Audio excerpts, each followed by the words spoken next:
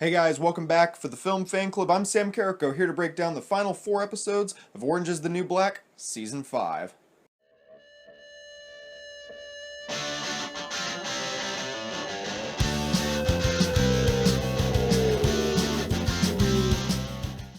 So when I was talking about episode 9, I mentioned that Piscatella broke into the prison and then he had been taken down a bunch of the inmates kind of one by one during this riot. The show kind of shifted tones a little bit. It kind of shifted gears, and from a more comedic tone, I really felt like season 5 in the earlier part had really kind of gotten back its sense of comedy that it had kind of lost in 3 and 4 a little bit. But then episodes 7 through 9 kind of featured a shift to kind of almost like a horror slash drama soap opera kind of vibe, and unfortunately that kind of kept it up a little bit especially in episode 10, because instead of what I thought would happen, which is like Frida just jumps out and knocks out Piscatella, it's like we spend an entire episode spending time with Piscatella as he's torturing people, as he's torturing Red, and it really becomes really gruesome. We get to see a little bit of his backstory, and we kind of get the backstory on why he pretty much burned that other inmate at his previous prison alive. And they didn't do a good job of at least making me feel bad for it, because they tried to do some sort of, like, oh, sympathy, he was in love with one of the inmates, so he wasn't always this mean to inmates, but there were certain bad ones that ruined his idea of every single inmate and made him not feel like humans to him. I don't know. Kind of, it filled time, but it wasn't my favorite part of the story. It wasn't my favorite part of that episode. I really just like getting to see the riot happen and getting to have fun with the inmate. But I understand we're kind of at that point in the season now. Episodes 10 through 13 is what I'm talking about now. That's the point in the season where they're kind of, the climax is starting to build up, and we're really getting that payoff from season 4 whenever we got introduced to this guy, and he was just such an asshole. So we're really kind of solidifying us really wanting to see his comeuppance come. Meanwhile, we got Tasty mediating the negotiations between Caputo, representing the inmates, and Figueroa, representing, once again, the establishment, the governor, who they almost really get every single thing that they want. It's really unfortunate. Every demand is almost met, but then it just comes down to prosecuting C.O. Bailey. C.O. Bailey, he got off. I mean, he got fired, but because of the technicality and red tape and whatnot, he's not going to face legal charges because of it, and that the governor just can't make that happen. But as far as every other means of improving the prison that they asked for, they were ready to hand over. And Tasty, her freaking pride, well, I mean, it's not really her pride. I do understand. She wants justice for Poussey. I don't really believe that it's all about her. She didn't become power crazy or anything like that. Her storyline remained consistent this entire season, which I really enjoyed. It was all about trying to just bring justice to Poussey. Whether it be through the memorial or whether it be through trying to get the system changed so this can never happen, but whenever it just came, so this can never happen again, but when it came down to C.O. Bailey, that was a non-negotiable to her, which really sucks too, because we see that C.O. Bailey, of all the C.O.s to have killed somebody, Piscatella, Pornstash, all the terrible people, Loose Check even, C.O. Bailey did not mean to do anything bad, I don't think. I think he was just put in a real... I haven't seen season 4, the actual episode where he kills Poussey, in over a year now, but it seems like based on his reaction to having done it, he was just put in a very tough situation that got out of hand, and it did not end the way that he wanted it to end. He did not mean... Of course, that does not take away the fact that he took somebody's life, and he's going to have to live with that for the rest of his life, like we see in these last 4 episodes, whenever he actually goes and talks to Poussey's father and tries to get some sort of closure, like some sort of, comeuppance himself, trying to get some sort of payback so he can just feel right with himself. But it's a very kind of real to life situation where it's just like, no, you did something terrible and you're never gonna feel peace. And it's unfortunate, again, like I mentioned before, because this guy, there's a lot worse guards in this show. There's a lot more bad people, but this is a really gray area where Tasty's not getting what she wants and C.O. Bailey's not getting what she wants. Heaven knows that Poussey didn't get what she wanted. It's a really unfortunate situation that really just does not get a lot of resolution. It's unfortunate as well. I keep saying it's unfortunate because it really is what leads to the downfall and deterioration of this riot, because after it's decided that, okay, we are at a standstill, you can't give us this, so we're not going to give you this, it's Caputo and Figueroa get taken on out of there and they go free, and they're just kind of left helpless to watch the situation go on. Of course, Figueroa, she's still kind of orchestrating things beyond the scenes. And it's unfortunate too, because little does Tasty know the situation with their hostages, their whole leverage over the impending, the riot squad that's going to take back the prison is the hostages, and they're being set free because of Gloria.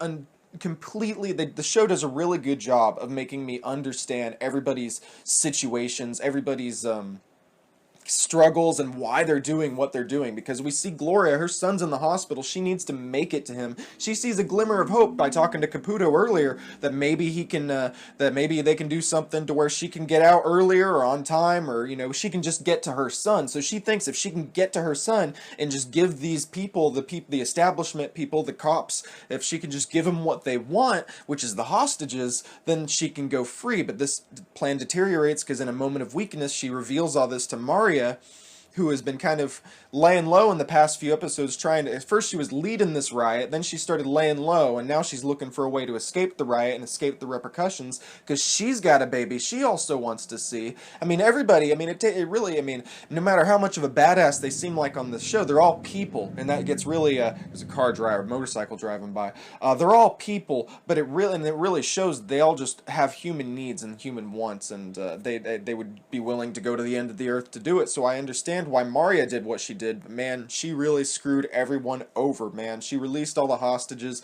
and that unleashes all hell upon the prison. The riot is coming to an end.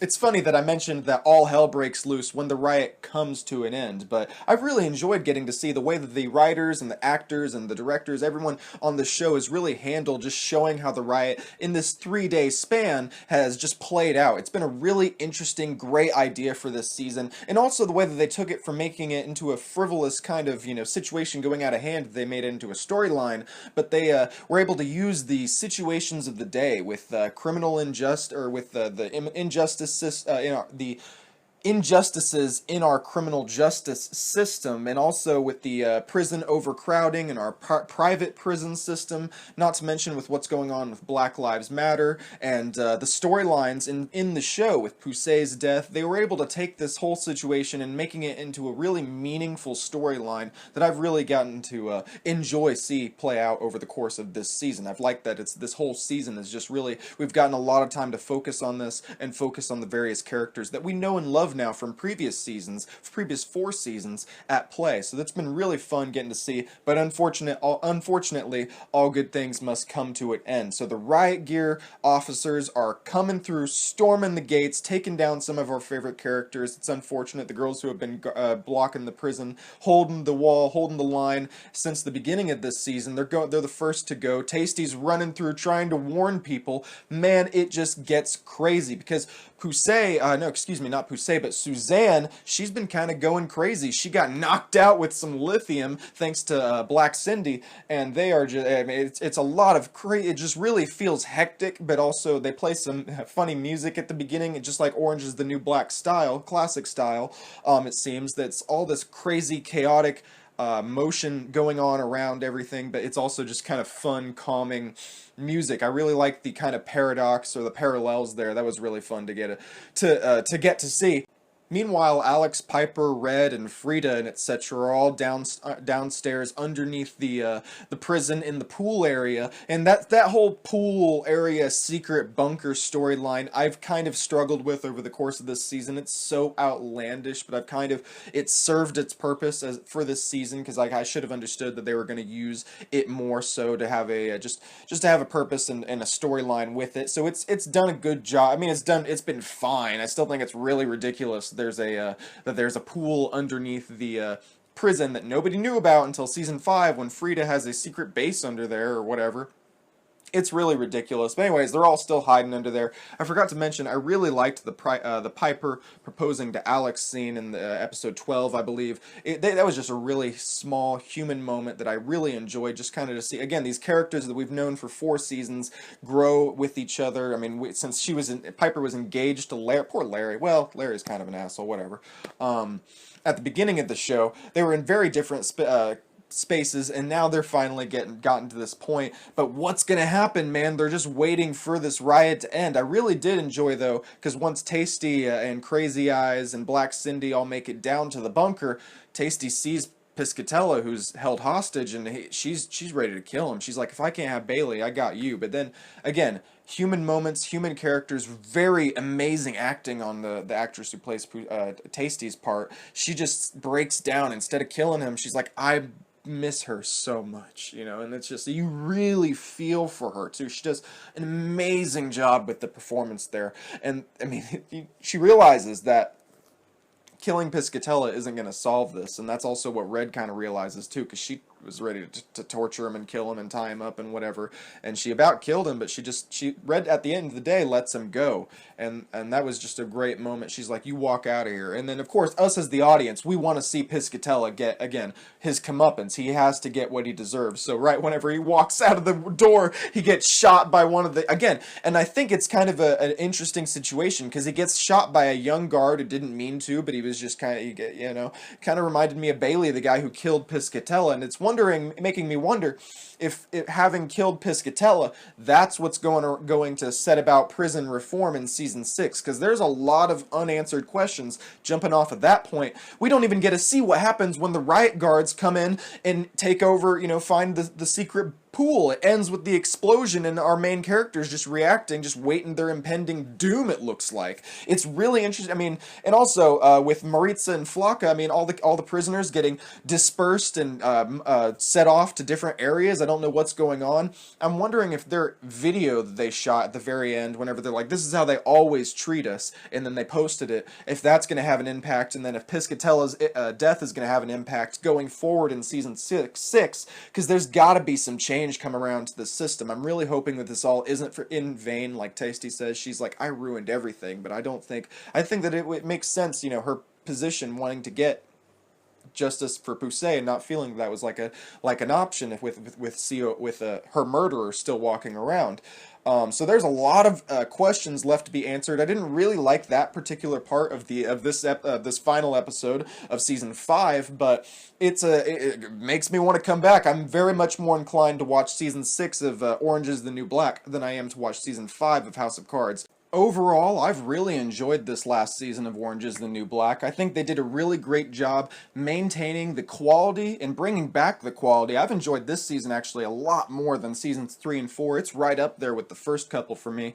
And the comedy has been there too. I think in the past couple seasons it got really soap opera-esque, but here it got a little bit more so there towards the end of the season, but that's kind of understood with whenever you're reaching the climax point. But really the comedy, I think, is maintained throughout. I've really enjoyed getting to see all these characters portrayed in a new light, in a new way. And I think, again, I've reiterated it before, but the just getting to know these characters for 4 seasons before actually getting to the point where they're all rioting and everything's just going crazy, I think was a really smart choice. I really liked the way that they were able to take the issues of the time and then combine it with the storylines going on in the show to make a meaningful storyline for this season. And I really am looking forward to seeing what happens in the future. You know, is the fallout from Piscatella getting shot by a riot guard gonna affect how the prison system is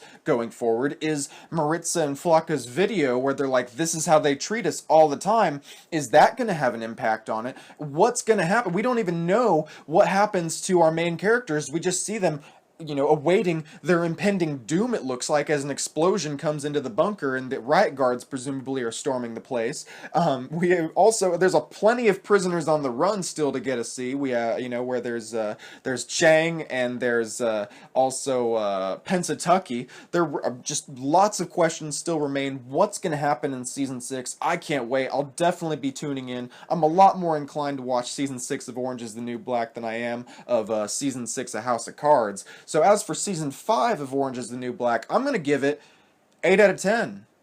Well, thanks so much for checking this video out, guys. If you liked it, make sure you subscribe to this YouTube channel for more content like this. We got a lot of other TV recaps and reviews up right now, talking about House of Cards, Bates Motel, 13 Reasons Why. You don't want to miss it. Follow me on Twitter and Instagram as well while you're at it, at Samuel D. Carrico, and I'll see you in the next video.